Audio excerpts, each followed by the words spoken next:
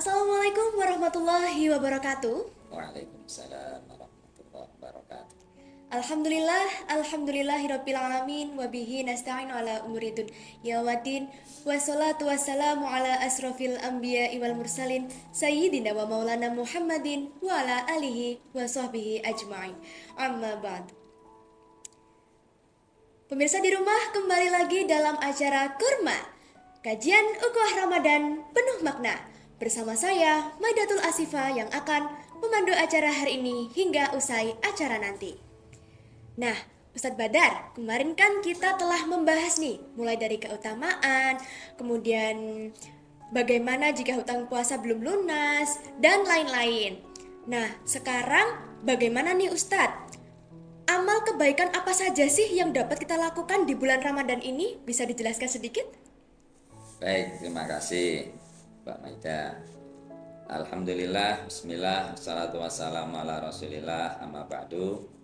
Pemirsa yang saya muliakan, amal apa saja yang tentunya bisa kita lakukan di bulan Ramadan ini? Tentu sangat banyak sekali. Setidak-tidaknya kalau menjadi kebiasaan atau tradisi yang disampaikan oleh baginda Rasul Muhammad SAW, yang pertama adalah amalan qiyamul lail atau yang disebut dengan sholat malam. Sholat malam itu kalau dalam Al-Quran disebutkan dalam surah Al-Isra, wa minal laili fatahajjad bihi nafilatalak. Di antara sebagian malam maka manfaatkan untuk bertahajud sebagai tambahan ibadah. Karenanya di Ramadan ini kadangkala orang menyebut qiyamul lail, terutama di negeri kita Indonesia ini, dengan sholat taraweh. Sholat taraweh itu kan bahasa Arab yang artinya sholat yang ada istirahatnya. Jadi tidak terus menerus sholat, tapi ada istirahat, ada jedanya. Makanya dalam tradisi Ahlus Sunnah wal Jamaah, setelah salam itu ada muraqi atau yang disebut dengan Bilal melantunkan kalimat-kalimat thayyibah untuk istirahat. Sedangkan berikutnya untuk amalan yang tidak kalah pentingnya adalah tadarus Al-Quran, Pak Maida. Tadarus Al-Quran itu tentunya menjadi amalan yang terbaik di bulan Ramadan, sebagaimana kemarin saya sampaikan bahwa bulan Ramadan salah satu keutamaannya adalah diturunkannya Al-Quran. Maka tentu ini menjadi amalan yang terbaik juga ketika orang itu mau mengamalkannya. Dan yang ketiga, amalan yang terbaik di bulan Ramadan itu adalah sebaik-baik sedekah, kata Rasulullah, adalah di bulan Ramadan. Maka tidak-tidaknya tiga hal itu kalau bisa dilakukan, mari bersama-sama bisa kita laksanakan. Oke, makasih. Oke, itu tadi beberapa amal kebaikan yang telah disebutkan oleh Ustadz Badar yang bisa kita lakukan di bulan Ramadan ini. Baik, untuk mempersingkat waktu, langsung aja kita masuk ke sesi pertanyaan. Pertanyaan kali ini dikirim oleh sobat kita Sahal Ginanjar. Nah, bagaimana kodok puasa bagi orang yang lupa jumlah hutang puasanya, Ustadz? Oke, terima kasih. Bismillahirrahmanirrahim. Menjawab pertanyaan ini, bagaimana orang yang lupa, maka tentunya lupa itu ada salah satu dari tiga hal yang oleh Allah tidak terkena beban dosa. Di antaranya adalah karena lupa.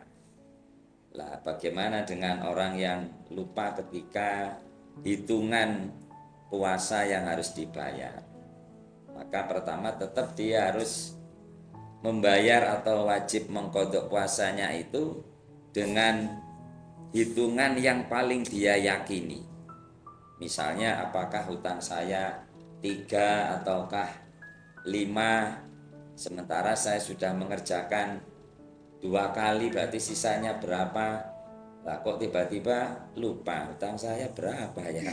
Nah, maka paling tidak dia harus meyakini bahwa saya mengambil yang terkecil, ya. Sebagaimana kalau dalam sholat itu lupa rokaat, apakah sholat saya sudah dapat 2 atau 3 rokaat misalnya, maka ambil yang terkecil. Oh, saya baru dapat 2, jangan ambil yang 3. Maka nanti kalau dalam sholat itu ada kesunahan untuk sujud sahwi. Begitu juga dalam puasa, maka ambil pembayaran yang sudah dilakukan yang terkecil. Kalau tadi misalnya punya hutang puasa 7 hari, ya, karena umumnya perempuan yang mohon maaf menstruasi dalam waktu 6 atau 7 hari, sedangkan dia sudah membayar puasanya 3 hari misalnya.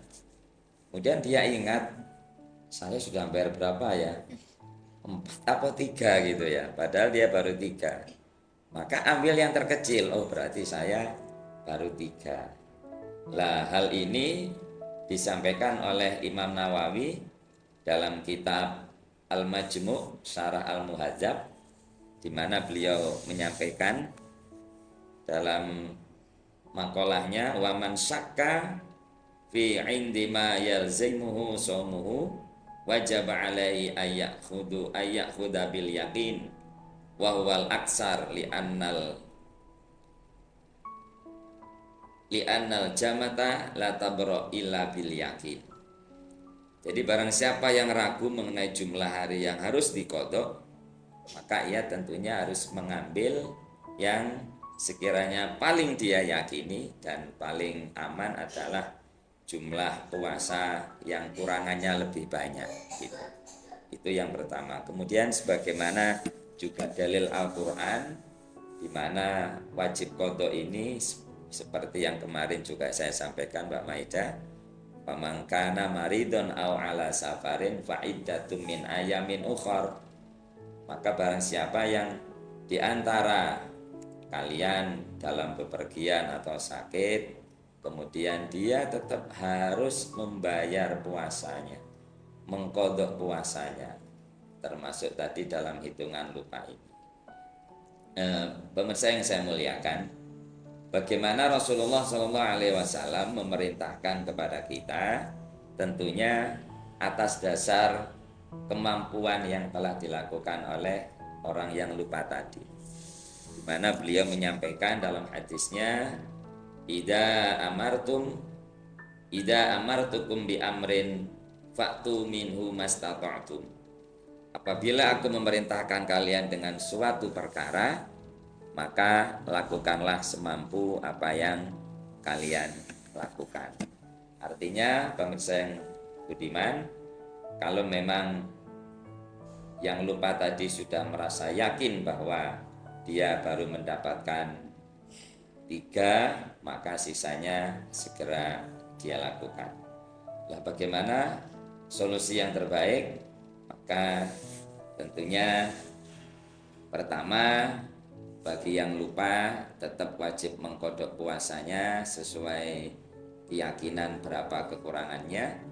Kemudian kalau masih ragu, maka ambillah jumlah dari pembayaran puasa yang terkecil atau sedikit sehingga sisanya yang terbanyak.